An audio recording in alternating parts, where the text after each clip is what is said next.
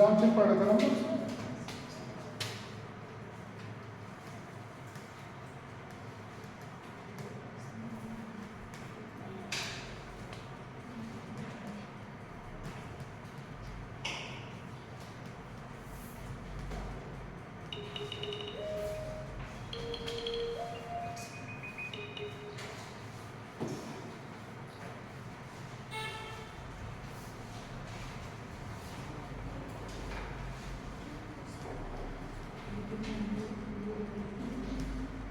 सबसे पहले हो गया था, कुछ लिख पाए थे ना इसमें?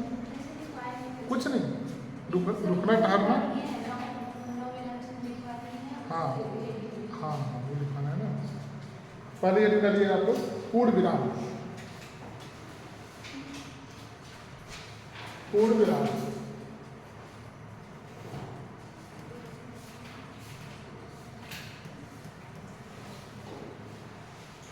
पूर्ण विराम।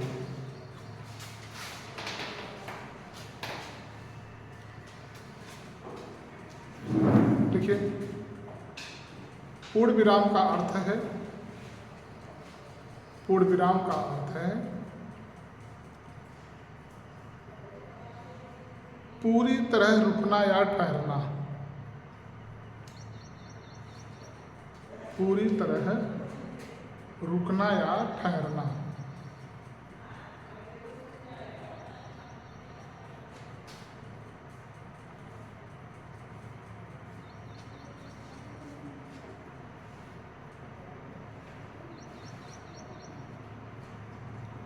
सामान्यतः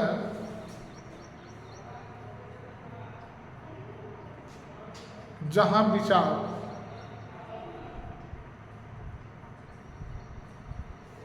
अंतिम गति ले ले,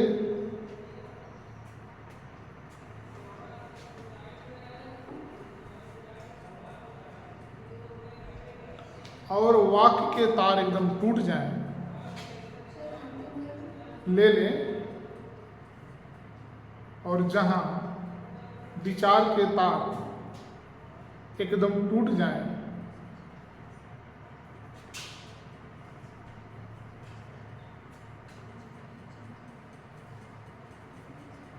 तो वहां पूर्ण विराम का प्रयोग किया जाता है।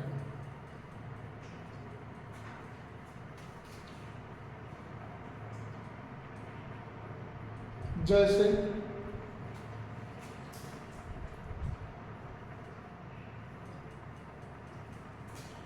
वह हाथी है, वह हाथी है, कामा, सॉरी, पूर्ण विराम। वह लड़का है, पूर्ण विराम।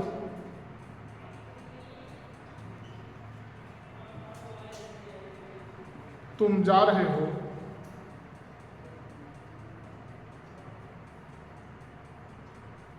इत्यादि।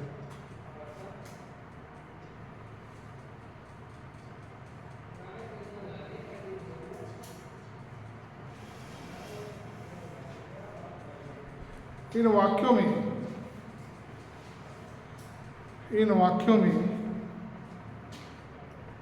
सभी वाक्य स्वतंत्र हैं, सभी वाक्य स्वतंत्र हैं।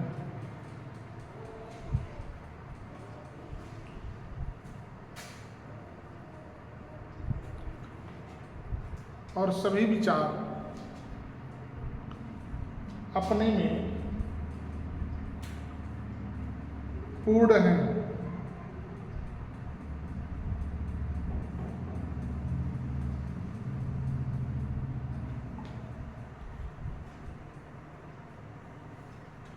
ऐसी स्थिति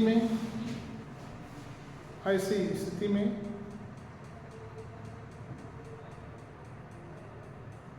पूर्ण विराम का प्रयोग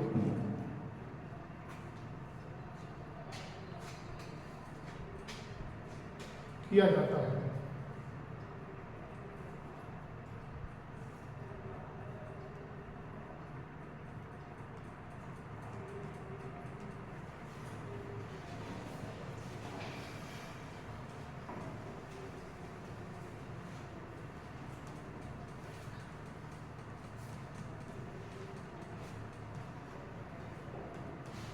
मतलब ये क्या कह रहा है कि पूरा का पूरा वाक्य स्वतंत्र होता है।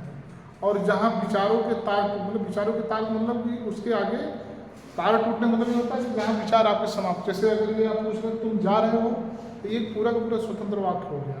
और एक शब्दों की गति का जो अंत भी हमको निर्धारित होता है।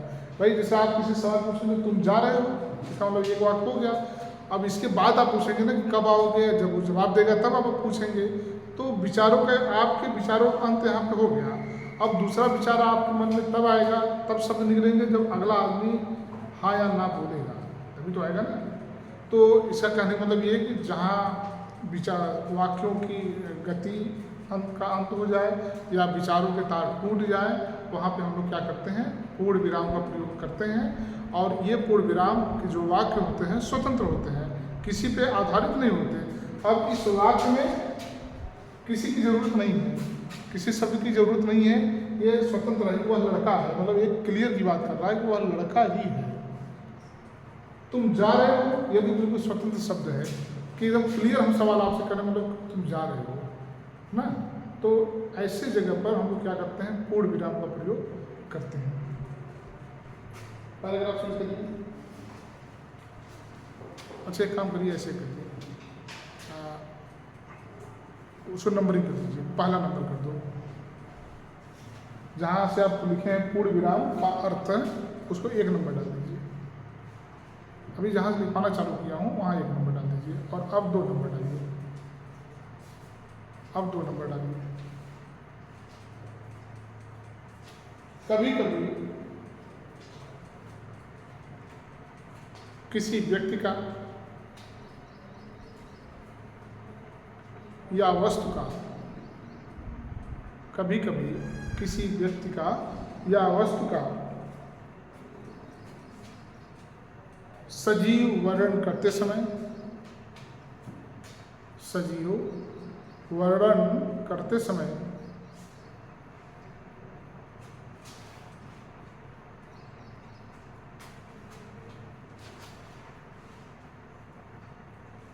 वाक्यों के अंत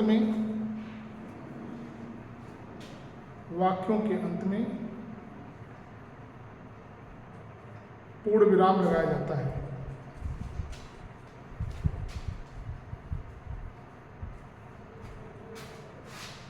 जैसे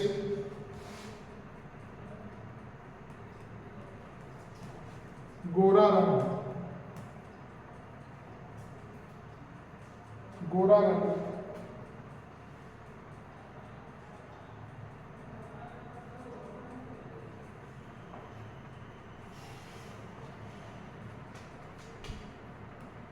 काले बाल,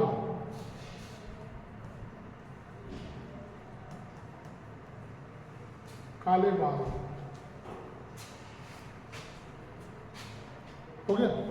अब ये सजीव का क्या मतलब हुआ यहाँ पे, जैसे हमने लिखा ना, कभी कभी सजीव वर्णन करते हैं, मतलब कि ये क्या क्या कह रहा है कि गोरा का मतलब ये सजीव मतलब कि जिंदा होने की बात मतलब कह रहा है कि भाई किसी अच्छाई की बात बता रहा है। उसी तरीके से जैसे बाल है, तो बाल की क्वालिटी क्या होती है, काला। लेकिन अगर हम लोग रंग किसी व्यक्ति को काला कह दें तो वो सजीव नहीं होगा, फिर वो उसके अंदर हीन भावना आएगी। बात समझिए मैं कहना क्या चाह रहा हूँ। जैसे अभी कोई आपकी बड़ाई करे और कोई आपका की आलोचना करे, जब कोई बड़ाई करता है तो हम क्या करते हैं, खुश होते हैं। तो ये एक तरीके से सजीव वर्णन है जो आपको अग्रेसित करता है, आपको प्रोत्साहित करता है। और जब कोई आपकी आलोचना करता है तो आपके अंदर हीन भावना आती है। तो ये एक तरीके से सजीव नहीं बल्कि निर्जीव वर्णन किया जाएगा। क्यों? क्योंकि आपके अंदर इससे हीनता की भावना आती है।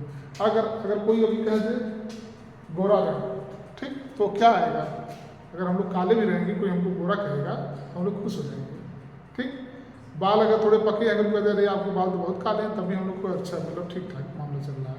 तो ये क्या होगा, आपकी आलोचना नहीं हो रही है, आपके बारे में सजीव वर्णन किया जा रहा है। मतलब ये कहा जा रहा है कि आप बिल्कुल एक्टिव हैं, आपके अंदर अभी जीने की लालच, मतलब सजीव मतलब होता है कि जो चीज़ जीवित हो, जिसमें अगर हम उसकी बढ़ाई करते हैं तो वह चीज़ और क्या हो जाती है, उत्साहित हो जाती है। तो जैसे अभी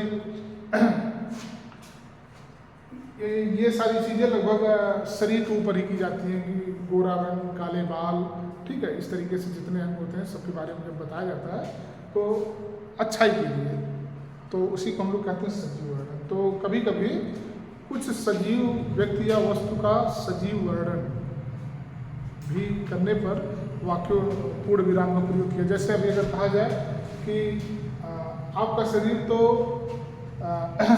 कश्मीर के सेब जैसे लाल है, अगर पूरा वाक्य दिया जाए कि आपके शरीर कश्मीर के सेब जैसे लाल है, तो एक तो शरीर व्यक्ति की बात हो रही है, दूसरे वस्तु की बात हो रही है। हमने लिखा ना कि जब व्यक्ति और वस्तु का सजीव वर्णन किया जाता है तो उसके बाद भी पूर्ण विराम का प्रयोग लगाया जाता है।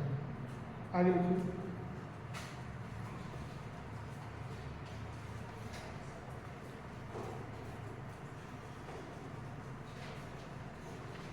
चौड़ा माथा, चौड़ा माथा,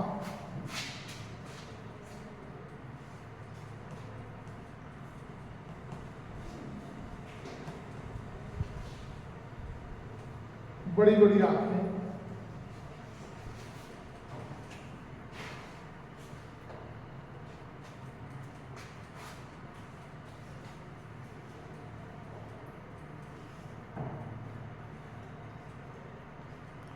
बड़ी बड़ी आंखें, हो गया, ठीक है। बस ये इतना, बस मतलब इतना आप समझिए कि दो जगह पे हम लोग पूर्ण विराम का प्रयोग करते हैं।